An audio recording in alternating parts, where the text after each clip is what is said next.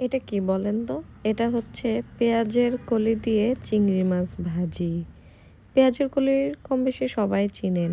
শীতের দিনে এটা বেশি পাওয়া যায়। আর শীতের দিনে এই পেঁয়াজের কলি ভাজি না খেলে আমার শীতকালে কমপ্লিট হয় না। তো এটা ভাজি করা খুবই সহজ। সাধারণত আমরা যেভাবে ভাজি করি সেভাবেই। প্রথমে পেঁয়াজ, মরিচ, তেল দিয়ে একটু চিংড়ি মাছটাকে আ বা সিদ্ধ করে নিচ্ছি। তারপরে আমি আ এটার মধ্যে পেঁয়াজের কলি এড করে দেব।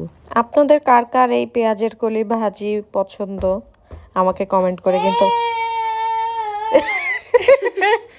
অবশ্যই জানাবেন।